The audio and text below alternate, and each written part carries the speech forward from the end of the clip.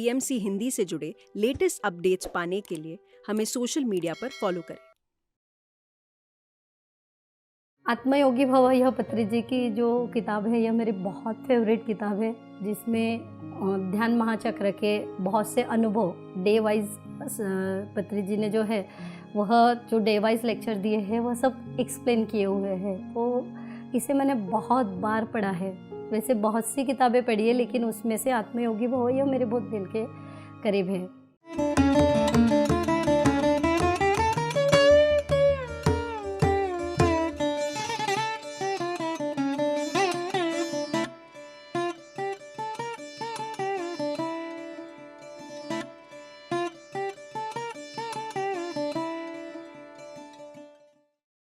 नमस्कार, आत्मवंदन। मैं देवयानी देवेश नवगजे, नांदुरा, बुल्ढाना जिला, महाराष्ट्र से हूँ। पत्री जी के साथ मेरा सफ़र बहुत ही सुहाना और सुंदर है, तो आपके साथ आज मुझे मौका मिला है इसे शेयर करने का। सबसे पहले मैं आपको बताना चाहूँगी कि पत्री जी से जुड़ने से पहले की मेरी जर्नी। मैं 2013 से स्पिरिचुअलिटी में हूँ। इससे पहले और बहुत से फाउंडेशन जो है वह मैंने ज्वाइन किए थे, उनके साथ काम किया है और ध्यान भी किया है। लेकिन हर वक्त हमेशा मुझे बस एक ही चीज़ ऐसी लगी रहती थी कि अंदर से खुशी नहीं है। मतलब जो मिलना चाहिए, जैसे बहुत पहले आपसे शेयर करना चाहती हूँ कि जैसे लाइफ में जब बहुत पैसा नहीं था तो ऐसे लगता था मुझे कि चलो पैसे कमाते हैं, शायद इसमें खुशी होगी। फिर एक जुनून था और बहुत से पैसे भी कमाए, लेकिन बाद में इतना मज़ा नहीं आया। ऐसे लगता था कि नहीं, समथिंग इज़ मिसिंग। उसके बाद ऐसे सोचा कि चलो फ्रेंड सर्कल जो है उनके साथ एंजॉय करते हैं, तो वह भी होता था, प्लान होता था, पार्टीज़ होती थी, और जब तक वो सब चीज़ें थी तो अच्छा लगता था। और जैसे ही फ्रेंड्स अपने घर पर चले गए, 2-3 दिन बीत गए, उसके बाद फिर से वही चीज़ की समथिंग इज़ मिसिंग। तो कहीं आना जाना रहा, मतलब कि चलो टूर प्लान करते हैं, उसमें भी वही बातें मेरे साथ रिपीटेशन में होती थी कि जो चाहिए वह मज़ा मुझे नहीं आता था। तो ऐसे करते करते थोड़ा सा रुझान मेरा आध्यात्मिकता के पास हुआ कि शायद मेरे ही अंदर कुछ कमी है। तो मैंने खुद पर काम करना धीरे धीरे शुरू किया और मैं स्टेप बाय स्टेप अपना नेचर चेक करती थी। जैसे मेरे घर में सभी लोग बहुत कूल थे और मैं थोड़ी एग्रेसिव थी, तो मुझे ऐसे लगता था कि ऐसा इतना डिफरेंस क्यों है, ये लोग कैसे इतने कूल और इतने रिलैक्स रह सकते हैं और मैं क्यों ऐसी हूँ।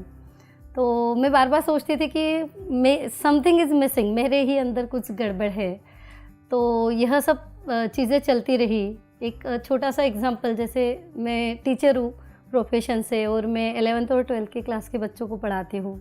तो मेरी हमेशा ऐसी जिद रहा करती थी कि हर बच्चे ने पढ़ना ही चाहिए, और अगर पेरेंट्स इतना पैसा लगा रहे हैं तो उन्होंने पढ़ाई करना ही चाहिए। मतलब मेरे पॉइंट ऑफ व्यू आप अगर देखोगे ना, तो किसी को फेल नहीं होना चाहिए और कम भी मार्क्स नहीं आना चाहिए। तो मैं ऑनेस्टली बताऊँ आपको, मैं बहुत स्ट्रिक्ट थी और किसी को इसे समझ कर नहीं लेती थी स्टूडेंट्स को कि उनकी दिक्कत क्या हो रही है। मतलब चाहिए, मतलब चाहिए। और क्लास में भी अगर बच्चे शोर करते थे तो मुझे ऐसा लगता था कि क्यों टाइम पास कर रहे हैं, कितना इम्पोर्टेंट इनका साल है, 11th-12th है, इन्होंने एक सेकंड भी वेस्ट नहीं करना चाहिए। और मैं उन्हें डांट देती थी और बाद में मुझे बहुत गिल्ट लगता था। ऐसे फील भी होता था कि शायद मैंने गलत किया है, मेरे अंदर से ही आता था, और लेकिन करेक्शन नहीं हो पा रहा था। मेरे हस्बैंड जो है वह भी प्रोफेसर है, लेकिन उनका नेचर ऐसा था कि वो इतने फ्रेंडली रहते थे उनके स्टूडेंट के साथ। तो फिर से मुझे आता था कि दोनों भी बंदे भगवान नहीं बनाए हैं। फिर मेरे अंदर क्या डालना भगवान भूल गया कि मैं नहीं बिहेव कर सकती। मेरे बच्चों के साथ का भी बिहेवियर जो है वह ऐसा ही होता था कि मैं बहुत स्ट्रिक्ट होती थी, मेरे हस्बैंड सॉफ्ट होते थे। तो मैं बहुत बार उन्हें कहती भी थी कि आप माँ हो मेरे बच्चों की और मैं पापा हूँ। तो ऐसे करते करते फिर कोविड आया, और कोविड आया तो यह तो मैं तो बहुत ही खुश हो गई, क्योंकि मैं देहात में रहती हूँ, मतलब रूरल एरिया में हूँ, और बहुत सी चीज़ें जो है वह मेरे एरिया में अवेलेबल नहीं थी कि जो कोर्सेज़ करते हैं देखते थे कि किस तरह सबकॉन्शियस माइंड की ट्रेनिंग है, इमोशनल फ्रीडम के कोर्सेस है। तो मैं हमेशा सोचा करती थी कि मैं कब करूँगी ये सब चीज़ें और मेरे लाइफ में कैसे आएगा। वैसे थोड़ा बहुत तो चल ही रहा था, लेकिन उन सब का इफ़ेक्ट है ना बहुत ही टेम्पररी था। मतलब जब तक मैं करती थी, उनके कांटेक्ट में रहती थी, तो मुझे ऐसा लगता था कि यह सब मैं सुधर गई हूँ या फिर मेरे अंदर सब आ गया है। लेकिन जैसे ही मैं सिचुएशन में आती थी, वही पुरानी रिएक्शन आ जाती थी और मैं ज़्यादा दुखी हो जाती थी कि जितना मैं करते जा रही हूँ तो सब रिवर्सल हो रहा है। तो ऐसे करते करते जब कोविड आया तो फिर यह तो बहुत ही बड़ा गिफ्ट मेरे लिए लेकर आया कि ज़ूम, ऑनलाइन सभी जो बड़े बड़े सिटीज़ में कोर्सेज़ थे, जो मैं हमेशा सोचा करती थी कि पता नहीं ये जन्म में मैं कर पाऊँगी या नहीं, तो सारे ही घर बैठे अवेलेबल हो गए और फिर विग्रसली काम शुरू हुआ। इससे पहले और एक चीज़ मैं आपसे शेयर करना चाहती हूँ कि मुझे फिज़िकली भी कुछ प्रॉब्लम थे। एक्चुअली मैं कोचिंग में हूँ, मतलब बच्चों को ट्यूशन पढ़ाती हूँ, तो मेरा जो गला है तो ये हमेशा दिक्कत देता था कि मैं 5 to 6 आवर्स बात करती थी और जब इवनिंग में मैं घर पर आती थी क्लासेस ख़त्म कर कर, तो मैं इतनी टायर्ड हो जाती थी कि मेरी एनर्जी पूरी ज़ीरो हो जाती थी और मेरी वॉइस जो है तो वह पूरी मेल वॉइस आती थी, एक आदमी के जैसी आवाज़ जो है वो आती थी। तो फिर उसके बाद मेरे हस्बैंड कहते थे आप किसी से बात ना करें, तो किसी से फ़ोन पर भी बात ना करें, खट्टा ना खाएं, जबकि मुझे खट्टा बहुत ज़्यादा खाना पसंद था। तो बहुत सी चीज़ें मैंने ट्राई की, लेकिन मुझ पे बहुत रेस्ट्रिक्शंस घर से लग गए थे। तो मैं ये भी सोचा करती थी कि यार मेरी ज़िंदगी क्या इतनी ही है क्या, मुझे क्या सिर्फ पैसा ही कमाना है, टीचर बनकर ही मरना है क्या। और मुझे थोड़ा गलत लगता था अंदर से कि नहीं, मैं ऐसा नहीं मरना चाहती और बीमारी के साथ तो मैं मरना ही नहीं चाहती हूँ। तो इसलिए फिर और भी थोड़ा कुछ अंदर से विग्रसली कुछ उठने लगा कि नहीं कुछ तो है। तो ऐसे जब करती थी, कुछ टेक्निक्स करती थी, टेम्पररी मुझे रिलीफ मिलता था, लेकिन हर 8 दिन में मैं हॉस्पिटलाइज होती थी या फिर छोटी मोटी मेरी ट्रीटमेंट शुरू रहती थी कि डॉक्टर ने मुझे बताया था एंडोस्कोपी करने के बाद कि आपके गले में ऐसी छोटी छोटी जो है तो वह गठाने हो गई है और मैम आपको जो आपका प्रोफेशन है उससे विड्रॉल करना होगा। फिर मैं उनको पूछती थी इतने टीचर हैं मुझे क्यों, तो बोले 10,000 टीचर में से कोई एक टीचर होता है बोले जिन्हें यह बीमारी होती ही है, इट्स वेरी कॉमन। तो फिर वह सब चीज़ें, और शाम में जब घर पर आती थी तो एनर्जी लेवल पूरी मेरी ज़ीरो, फैमिली से बात करने की इच्छा नहीं होती थी, इवन मैं मेरे बच्चों को खाना तक नहीं परोसती थी कि बस अब मेरा दिन ख़त्म हो गया। यह मेरी कोविड के पहले की सिचुएशन थी। और बाद में कोविड जब ख़त्म होते आया तो मेरे एक फ्रेंड ने मुझे एक वीडियो शेयर किया, मतलब वह और मैं स्पिरिचुअलिटी में साथ में ही थी, चंद्रकांता नाम है, वो चिखली से है, बुल्ढाना ज़िला से। तो उसने बताया कि मैं अभी पत्री जी के साथ जुड़ी हूँ और दीप्ति मैम के साथ जीटीटीपी कर रही हूँ। और जब उसने मुझे वह शेयर किया और फर्स्ट टाइम मैंने श्रेयांश डागा सर का आनापानासती ध्यान जब किया तो पहले बार में ही मुझे इतने आंसू आए और समझ में नहीं आ रहा था कि ये हो क्या रहा है। तो ऐसे ही लगा कि यस शायद ये चीज़ वही है जो मैं ढूंढ रही थी। मेडिटेशन करती थी मैं आनापानासती ध्यान श्रेयांश सर का वीडियो के साथ। उसके बाद मैंने पीएमसी जो है पीएमसी हिंदी से सब्सक्राइब किया और उसमें आत्मा की यात्रा और ध्यान के चमत्कार यह सुनना शुरू किया। और पहले जब मैंने सुनना शुरू किया तो कुछ दिनों के लिए मुझे लगा हाउ इज़ इट पॉसिबल, कैसे हो सकता है, मतलब जो क्वेश्चंस मेरे थे उसके आंसर सामने वाला बंदा दे रहा था, जो लाइफ जर्नी मेरी थी जो अभी तक अनसॉल्व थे वह सब चीज़ें जो है वह उनकी जर्नी में मुझे सुनने के लिए मिली। तो फिर मैं इतनी खुश हुई कि यस मैं जो चाह रही थी वह सब मुझे मिल रहा है। तो मैं दिन रात आत्मा की यात्रा और ध्यान के चमत्कार इसे सुनने लगी और साथ साथ मेरा ध्यान तो शुरू ही था। और जब मैं ध्यान में बैठती थी तब तक मुझे बहुत ज़्यादा नहीं पता था कि पत्री जी सर कौन हैं और यह सब चीज़ें क्या है। ऊपरा ऊपरी जो रिलीफ है उसकी बातें या वह चीज़ मैं ढूंढ रही थी कि मैं फ़िज़िकली ठीक हो जाऊँ। तो धीरे धीरे मुझे ऐसे विज़न आने लगे और मैं कनेक्ट होते चली गई। मेरा बेटा उस समय 12th स्टैंडर्ड में था और वह 12th स्टैंडर्ड में होने की वजह से फैमिली रिस्पॉन्सिबिलिटीज़ जो है वह मेरे ऊपर बहुत ज़्यादा थी। तो ऐसे एक बार मैं ध्यान कर रही थी और जब मैं ध्यान में बैठी तो मुझे इतने ज़्यादा विज़न आए, इतनी एनर्जी फील हुई, तो तब मुझे फ़र्स्ट टाइम ऐसे लगा कि यार यही मेरी ज़िंदगी है और बस मुझे यही करना है। और यहाँ तक कि मैंने सोच लिया कि अब मुझे क्लासेस वगैरह जो कोचिंग में पढ़ा रही थी यह नहीं पढ़ाना है। और फिर मुझे ऐसे लगा कि मैं वह सब चीज़ें छोड़ दूँ और इसी के पीछे लग जाऊँ। लेकिन सेकेंड टाइम जब मैं थोड़ी देर के बाद और ध्यान में बैठी तो फिर मुझे डायरेक्टली जिसे मैं मानती हूँ, जैसे जगन्नाथ जी को मैं बहुत ज़्यादा मानती हूँ, तो डायरेक्टली उनके साथ कनेक्शन हुआ। और तब मुझे ऐसा ध्यान में पता चला कि तुम अभी 2 महीने रुक जाओ। अप्रैल की बात है ये, कि तुम 2 महीने अभी रुक जाओ और तुम जब जगन्नाथपुरी आओगे तो तब तुम्हें तुम्हारे सारे क्वेश्चंस के आंसर मिल जाएंगे कि आगे तुम्हें करना क्या है। अभी जैसे तुम्हारी ज़िंदगी शुरू है वैसे ही चलने दो और घर पर ही ध्यान करो। तो मैं रुक गई। मेरे बेटे की एग्ज़ाम थी जुलाई में और जैसा ही उसका एग्ज़ाम ख़त्म हुआ तो जून जुलाई की बात है, तो हम जगन्नाथ जी गए। और जब जगन्नाथ जी गए तो उधर से आते आते मुझे उसी दिन लिंक मिला। दीप्ति मैम का JTTP शुरू होने वाला था और उस JTTP का लिंक मिला और JTTP मैंने ज्वाइन कर लिया। और वह वही दिन था कि जिस दिन पत्री जी ने बॉडी पैकेट किया था और मैडम ने यह भी शेयर किया था कि मैं यहीं हूँ करताल में। आज भी मैं आपसे करताल से ही बात कर रही हूँ। तो यहीं पत्री जी सर के जहाँ बॉडी सर की रखी हुई थी, फिज़िकल बॉडी, मैडम उसके साइड से ही वह क्लास ले रही थी। और फिर इतनी अनोखी चीज़ें थी और इतनी अनोखी बातें थी। वह सब मैडम जैसे जैसे कह रही थी वैसे वैसे आगे बढ़ रहे थे। पहले मुझे चक्रास, ये सब चीज़ें बहुत डर लगता था कि ये क्या है, कैसे होगा। लेकिन धीरे धीरे जिस तरह से PMC के साथ, मैम के साथ आगे बढ़ते गए, हर चीज़ जो है वह क्लियर होती गई। और सबसे मज़े की बात तो यह है कि जितना भी मैं PMC से जुड़ने के पहले वर्क करती थी, मेरा रिवर्सल होता था। मतलब मैं काम तो करती थी लेकिन जैसे सिचुएशन में जाती थी वही पुराना रिएक्शन लौट आता था। और जब मैं JTTP किया तो बहुत अद्भुत अनुभव जो है, एस्ट्रल ट्रैवल, उसके बाद एस्ट्रल हीलिंग, एस्ट्रल सर्जरी, इन सब का अनुभव करना हुआ।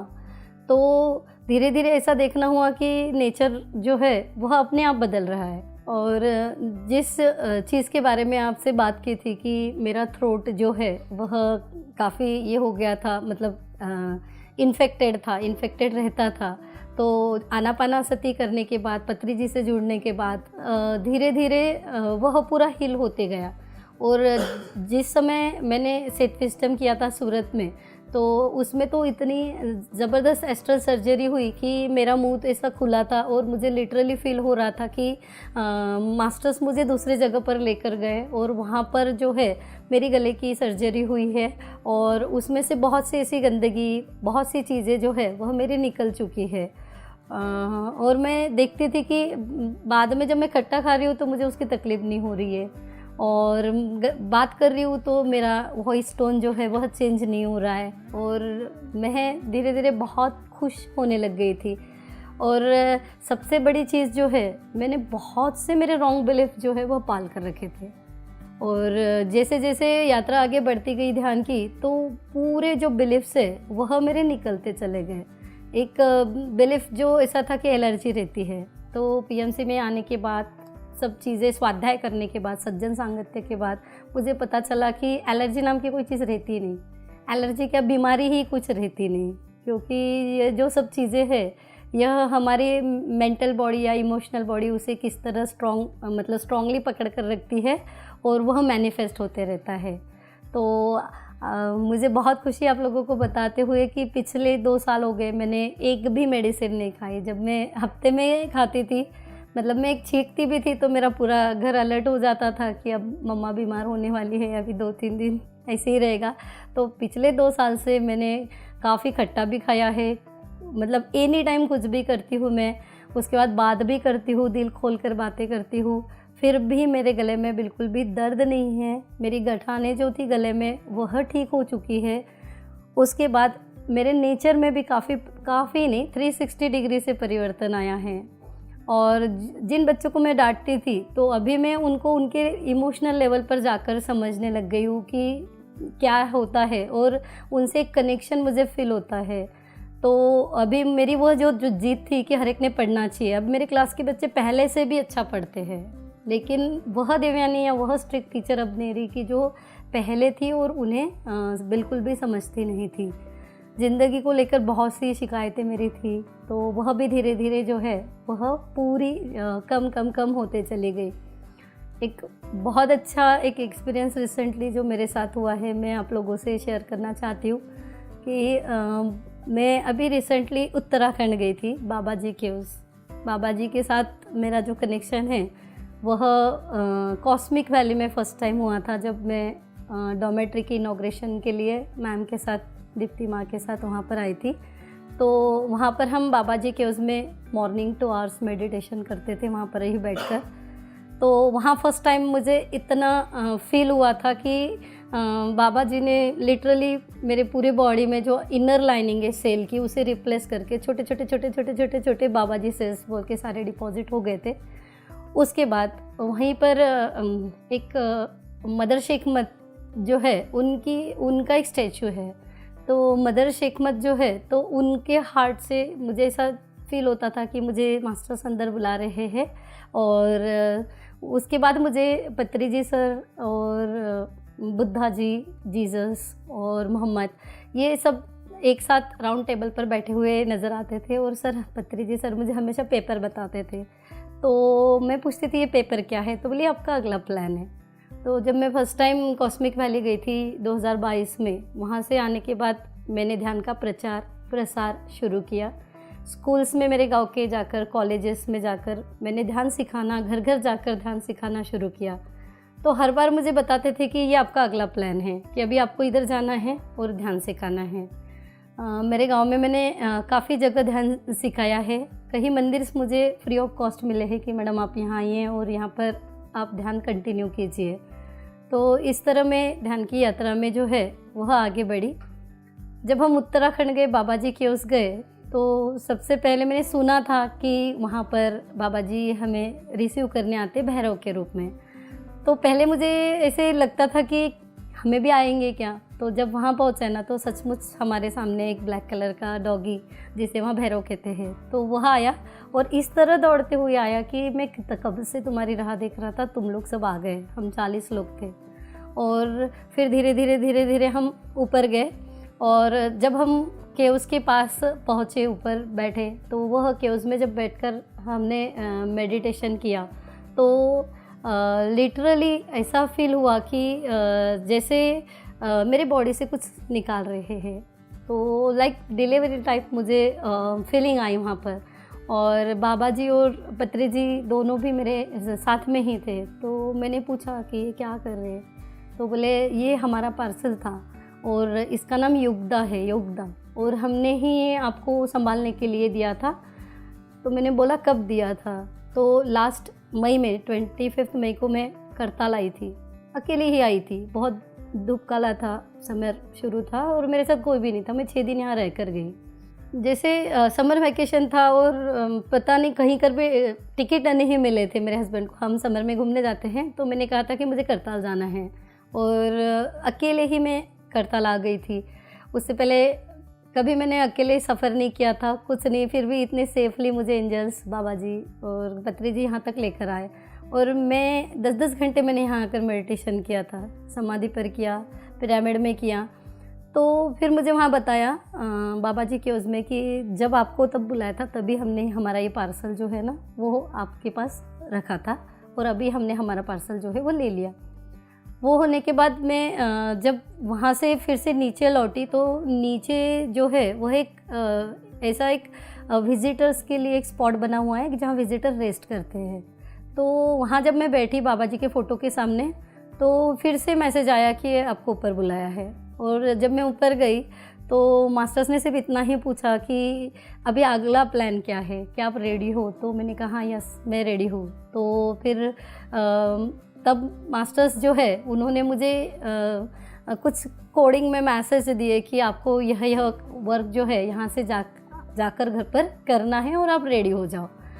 और जब यह सब चीज़ें हुई तो आने के बाद सब कुछ नॉर्मल था। डे बाय डे मेरा प्रोग्रेस इतना अच्छा रहा हर चीज़ में, मतलब इकोनॉमिकली तो आपको बता ही नहीं सकती मैं कहाँ से कहाँ पहुँच गई, और इतनी इजीली पहुँच गई कि जो चीज़ों के लिए मुझे पहले इतने एफर्ट करने पड़ते थे वह इतनी इजीली मेरे जीवन में आ गई।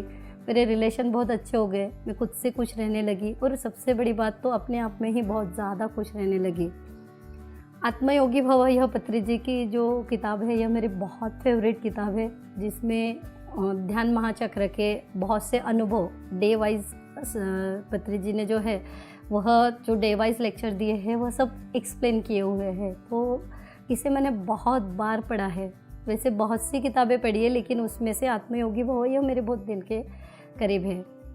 अभी यहाँ महायज्ञ में ध्यान महाचक्र में मेरा कोई प्लानिंग नहीं था आने का।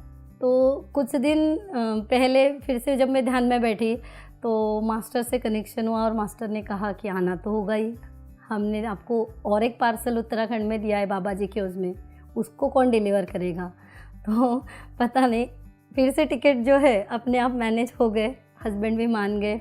और सबसे खुशी की बात आपके बार मेरा भाई और मेरा बेटा वह भी जो है वह ध्यान के लिए मेरे साथ यहाँ पर आए हैं। पहले जैसे जैसे मैं ध्यान करती थी कभी मेरी फैमिली बोलती थी आप पहले आपका नेचर बहुत अच्छा था, अब आप ज़्यादा चिड़चिड़े हो गए हो, ज़्यादा ऐसे हो गए हो, लेकिन फिर भी मैं करती रही। और मेरा बेटा घर पर था, MBBS की प्रिपरेशन कर रहा था, तो मैं उन्हें कहती थी कि चलो मैं ध्यान सिखाती हूँ। तो जब वो कहता था कि नहीं हमें जीवन में इसकी ज़रूरत नहीं, और वो मुझे भी कहते थे कि मम्मा आपका कोई उम्र नहीं है ध्यान करने का, और उन्हें डर भी लगता था कि आप संन्यास ले लोगे। तो वह मुझे हमेशा बोलते थे कि यार ज़िंदगी जियो ना, क्या कर रहे हो, किसके पीछे भाग रहे हो। तो फिर मैं सुनती थी और अंदर से जो लव एनर्जी सेंड करना है, जो हमें करना है, वो मैं कंटिन्यू शुरू रखती थी। पत्री जी सर हमेशा खाने के लिए बहुत ज़्यादा इम्पोर्टेंस देते थे कि जो वाइब्रेशन से फैमिली को, तो वह हमें फूड के थ्रू पास करना है, वह मेरा निरंतरता से चलता था। जब मेरे बेटे का MBBS में नंबर लगा तो विदिन 8 डेज़ मेरा बेटा सैटरडे संडे रिटर्न आया, कहकर गया था कि मैं अभी नहीं आऊँगा 6-8 महीने, मैं बहुत घर पर रह कर पक चुका हूँ। और जैसे ही आए मैंने पूछा यार अभी तो गए थे कैसे आ गए, तो बोले मैं ध्यान सीखने आया हूँ। तो उस दिन मैं बहुत खुश हुई कि ध्यान सीखने आया है। फिर उसे ध्यान सिखाया, और बाद में वहाँ कभी कभार करता था कि जब उसकी स्ट्रेस लेवल बढ़ गई, कुछ बढ़ गया, तो लेकिन अभी वह निरंतरता से ध्यान करता है। तो यह बहुत मेरे लिए खुशी की बात है कि धीरे धीरे जो है वह फैमिली जो है वह ध्यान में आ रही है। मृत्यु का जो डर है वह पूरी तरह से समाप्त हो गया है। पत्री जी सर से जुड़ने के बाद सबसे बड़ी बात यह ख्याल में आई कि मैं बहुत अज्ञानी हूँ, मेरे आजू बाजू के लोग भी बहुत अज्ञानी हैं, और अभी तक जो मैंने नॉलेज लिया है वह सही नहीं है। मतलब सब तरफ अज्ञानी है यह चीज़ें, क्योंकि जो दुनिया की तरफ मैं बढ़ रही थी या अभी बढ़ रही हूँ यह बहुत अलग है। और अभी हमें इस चीज़ के बारे में खुलकर बात करनी ही चाहिए। और सर के तो जितने धन्यवाद करें उतने कम ही है कि सर इतने निडरता के साथ जग के सामने सर ने यह सब सत्य रखा है और यह सत्य फैलाया भी है। तो आज मृत्यु क्या है, उसके बाद जीवन क्या है, यह मैं बहुत अच्छी से, मतलब यह सर कहते कि जैसे ध्यान करने से आपको ज्ञान मिलता है और ज्ञान मिलने से ही आपकी प्रगति होती है। तो यह सत्य भी मैंने ध्यान कर कर ही जाना कि मुझे ज्ञान मिला कि मृत्यु जो है यह सिर्फ फिजिकल बॉडी का मृत्यु है। तो यह बहुत खूबसूरत चीज़ जो है वह ख्याल में आई। मतलब रियल लव क्या है और अटैचमेंट क्या है, यह चीज़ें भी बहुत सुंदरता से आने के बाद ही क्लियर हुई। अदरवाइज़ बहुत सी चीज़ें जो है वह ऐसे ही फॉलो हो रही थी जिसके रीज़न मेरे माँ पापा को, मेरे सास ससुर को भी नहीं पता होते थे। मेरी एक आदत होती थी, मैं हर क्वेश्चन के लिए फैमिली के सामने रखती थी क्यों। अगर कोई रिचुअल्स भी करना है तो उनको मैं पूछती थी क्यों करना है, लेकिन कभी भी आंसर्स नहीं मिलते थे। वह मुझे कहते थे कि हमारे माँ पापा ने किया, हमारे सास ससुर ने किया तो हमने किया, तुम भी कर लो, तुम बड़े क्वेश्चन करते हो। लेकिन फिर मुझे अंदर से नहीं आता था कि करना चाहिए, लेकिन फिर भी ज़बरदस्ती मैं उसे फॉलो करती थी। लेकिन मैं खुश इतनी हूँ कि उन सब क्यों जो था व्हाई, उसके आंसर्स मुझे जो है वह पीएमसी के साथ जुड़ने के बाद, पत्रिजी सर के साथ जुड़ने के बाद मिल गए। और जो सर कहते हैं कि आप स्पिरिचुअल साइंटिस्ट बनो, तो यह चीज़ मुझे सर की बहुत ज़्यादा पसंद आती है कि हम स्पिरिचुअल साइंटिस्ट बन गए हैं। और एक चीज़ की कोई वेश नहीं, मतलब कोई आप गेटअप मत बनाओ, आप खुद ही खुद के जो है वह गुरु भी है, आप खुद ही भगवान हैं। अपनी सांसों को फॉलो करो, उसके बाद किसी को ज़बरदस्ती नहीं करना है। जैसे इतने सालों से मैं कोई ऑर्गेनाइजेशन के साथ जुड़ी थी, लेकिन अंदर से कभी आता ही नहीं था कि प्रचार प्रसार करूं। और दूसरी बात कि मैंने सुना था कि दुनिया की सर्वोच्चतम चीज़ें जो है वो फ्री ऑफ कॉस्ट है। जैसे हमें हवा इतनी मूल्यवान है, फ्री मिलती है, पानी फ्री मिलता है। तो बहुत बार मैं सोचती थी कि यार स्पिरिचुअलिटी ध्यान के लिए लोग पैसे क्यों लेते हैं, कोई कोर्सेस कराना है तो पैसे क्यों लेते हैं। लेकिन जब मैं पीएमसी के साथ जुड़ी और पत्रिजी सर के साथ जुड़ी तो यह आनापाना सती जो जिसके लिए यहाँ बिल्कुल भी पैसे नहीं लेते थे, तो अपने आप ही अंदर से आया कि जो चीज़ मुझे मिली है तो उसका खुलकर प्रचार और प्रसार करूँ। तो इसलिए फिर मैं जिसे भी मिलती हूँ तो उनके दुख के साथ मुझे अटैचमेंट नहीं होती है, और सच्चा उनको रास्ता कैसे दिखाऊँ ये मेरे मन में आ जाता है, और मैं लोगों को वह चीज़ें बताती हूँ और लोग उसे बहुत इजीली कन्विंस हो जाते हैं। कभी कभी तो मैं आश्चर्य करती हूँ कि मैं तो वही हूँ पहले वाली, लेकिन ये शब्द कहाँ से आए, ये सॉल्यूशन उनके प्रॉब्लम का मेरे थ्रू कैसे आया। और फिर जब देखती हूँ ना तो बहुत मज़ा आता है यार। यस, देवयानी की बॉडी है, कर मास्टर्स रहे हैं। एंजल्स के साथ भी इतना कनेक्शन है कि छोटी से छोटी चीज़ भी अगर ना मिले तो इमीडिएट एंजल्स को कॉल करना होता है और वह चीज़ बिल्कुल ऐसे जादू की तरह सामने आ जाती है। तो इतना मज़ा आता है, और अभी वो फीलिंग भी नहीं है कि सिर्फ कमाओ, खाओ, पियो और मर जाना है करके। जैसे पत्रिजी सर कहते हैं कि ये तो पशु भी करते हैं, फिर हम अलग कैसे हैं। तो हमारा उद्देश्य क्या है, धरती पर आने का हमारा उद्देश्य जो है वह बहुत सुंदर तरीके से मुझे पीएमसी के साथ जो है वह पता चला है, और उस उद्देश्य के साथ ही मुझे जीना है। मेरे गांव में मैंने एक छोटा सा सेंटर जो है वह क्रिएट किया है। वहाँ पर कुछ 2x2 के पिरामिड्स रखे हैं, और पिरामिड कैप के साथ मैं घर घर जाकर जो भी मुझे बुलाता है, सेवा का मौका देता है, उनके यहाँ जाकर ध्यान सिखाती हूँ। मेरे खुद के जो कोचिंग क्लासेस है तो लगभग 400 से 500 बच्चों को डेली मैं पढ़ाती हूँ, लेकिन पढ़ाने से पहले मैं उनको भी ध्यान सिखाती हूँ। और मज़े की बात तो यह है कि बच्चे मुझे खुद होकर बताते हैं कि हम पहले मैम हर 10 मिनट से मोबाइल देखते थे, लेकिन जब से आपने जो ध्यान सिखाया यह जब हम कर रहे हैं तो हम 2 घंटे तक पढ़ सकते हैं, हम मोबाइल नहीं देखते। हम मम्मा पर हमारे चिड़चिड़ करते थे या हम बहुत इरिटेट होते थे, तो हम अब वो बातें बहुत अच्छी से करने लग गए हैं। तो यह सब चीज़ें, और साथ साथ सिर्फ मैं उनको किताबी बातें नहीं पढ़ाती हूँ, अपने आप कुछ ऐसी बातें निकल जाती है कि जो अंदर तक गई है स्वाध्याय से, सज्जन सांगत्य से, ध्यान से, कि सबकॉन्शियस माइंड की प्रोग्रामिंग क्या होती है, अफर्मेशंस क्या होते हैं, फॉरगिवनेस, थैंकफुलनेस, अपने आप उन तक ये सीड्स जा रहे हैं। तो मुझे वो चीज़ की बहुत ज़्यादा खुशी है कि केमिस्ट्री तो मैं पढ़ा ही रही हूँ, किताब के बाहर का भी जो सच्चा ज्ञान है वह इस फिज़िकल बॉडी द्वारा उन तक पहुंच रहा है।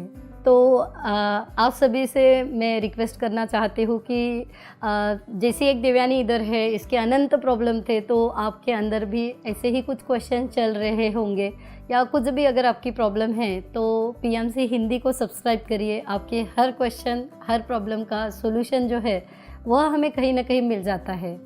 और इतनी सुंदर ध्यान विधि है कि इसे फिंगर्स क्रॉस करना, लेग्स क्रॉस करना है और अपनी सांसों के साथ जुड़ जाना है।